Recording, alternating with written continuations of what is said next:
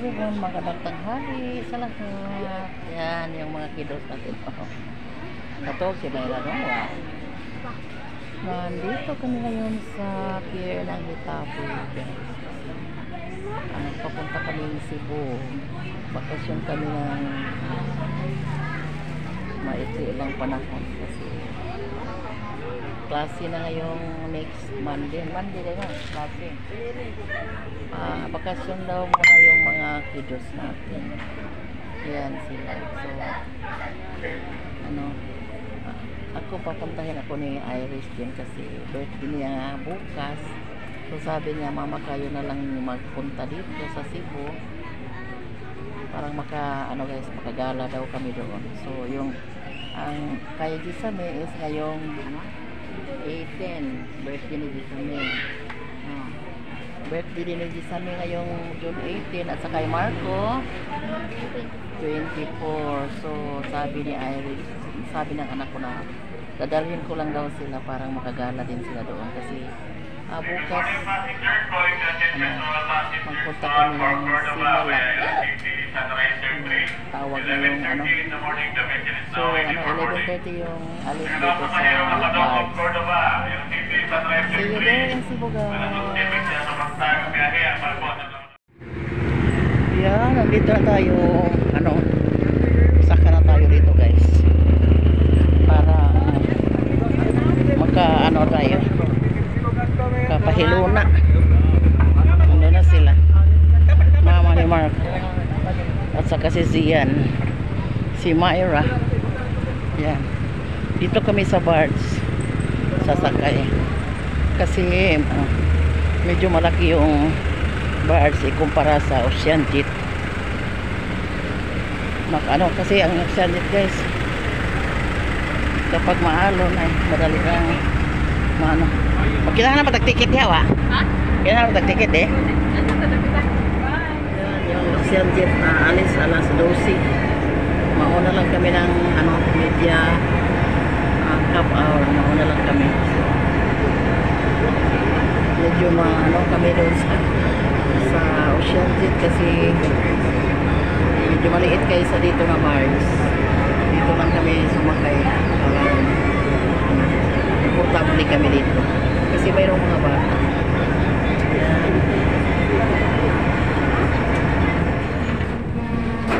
Dito na tayo sa Cebu.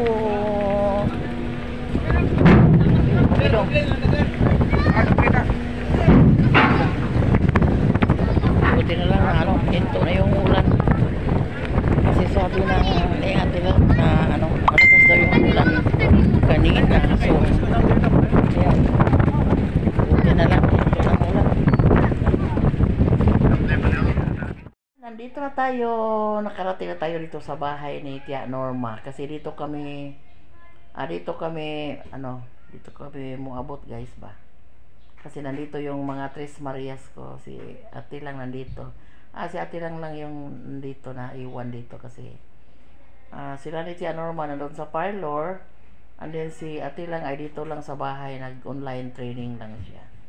So yan, aso ka day, makuyog ka day? Kuyog ano ka? Yan, si Gisame nakapunta ng Cebu bago pa magklase. Asa mo ate lang day?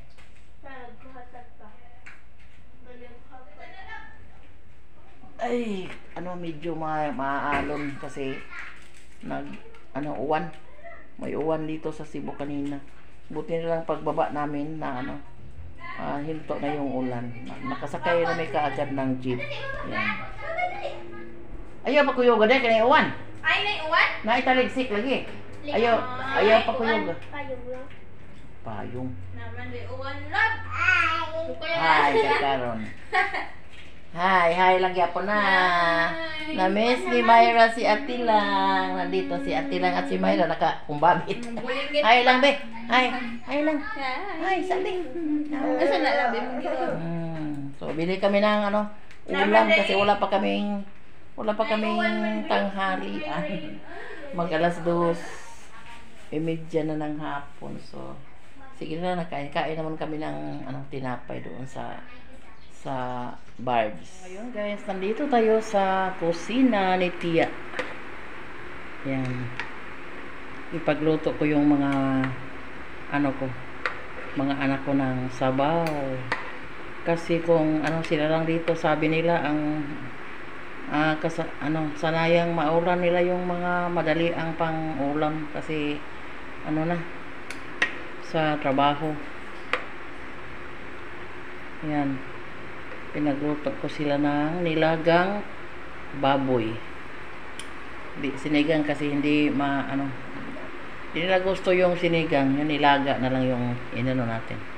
And then nilagyan ko ng kalabasa at saka sayuti, parang may gulay tayo. Andito na yung sili at saka yung luya, sibuyas bombay nandoon na. Hintayin na lang natin pag malambot yung karne at saka yung gulay. Mag-prepare din tayo ng mga dahon. Pichay. Bisayang pichay ito guys, yung binili ko. Basta makakita ako ng pichay na Bisaya, ito yung bibilhin ko. Kahit nandun ba tayo sa buko. Mas kailangan ko lang native na pichay lang yung Bisaya. Kumpara sa Chinese pichay, mas masarap ito, mas mabango isahog ng nilagang baboy, nilagang baka. So masarap tong Bisayang pichay. Magluto na tayo guys kasi malapit na silang dumating. Sakay sila sa sasakyan ni Tia, sa van ni Tia. Sabay sila lahat dito dumating. So tuwang-tuwa yung mga anak ko dito guys kasi may nagluto na, makatikim na din sila sa luto ni mama nila. Tikim na din sila. Si Ate na nagpatuloy pa sa kanyang work. Online training ba kasi yung ni Ate lang dito. Yung kanyang trabaho. Okay, pwede mawala yung sibuyas na onion string. Yung dahonan. Isa ito sa pampawango ng nilaga. Mas masarap kasi pag may daming sangkap, mga spices.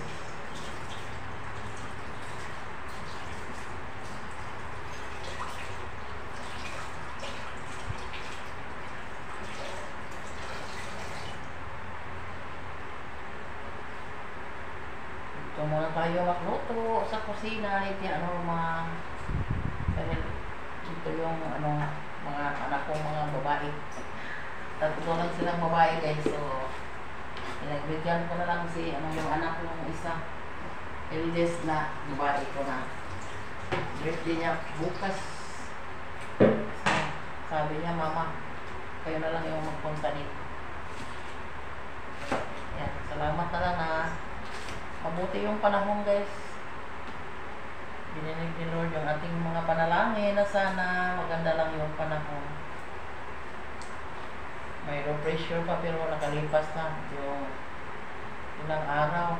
Buti na lang nawala na yung low pressure, pero mayroon pa ritong palaging umuulan. Sabi ng anak ko dito, palaging umuulan sa Cebu. Buti naman kanina pagdating namin ay na yung ulan. Hinto na yung ulan. So nakarating kami dito na walang problema. Safety at mabuti lang yung takbo ng sinasakyan nating bars. So ngayon, dahil malamig yung panahon, nagawa ko ng sabaw. Parang pagdating nila, meron lang makakain. Yan, nilagay ko na yung mga dahon natin guys. Kasi malambot na yung ating karne at saka gulay. Wow, ang sarap. Tamang-tama yun. Malapit na dumating yung mga anak ko guys.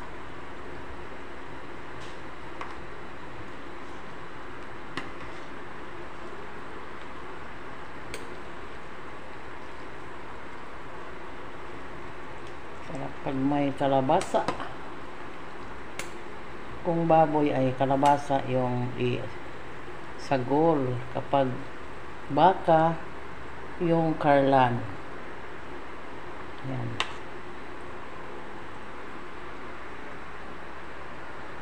Tikman natin. Tama na yung timpla guys.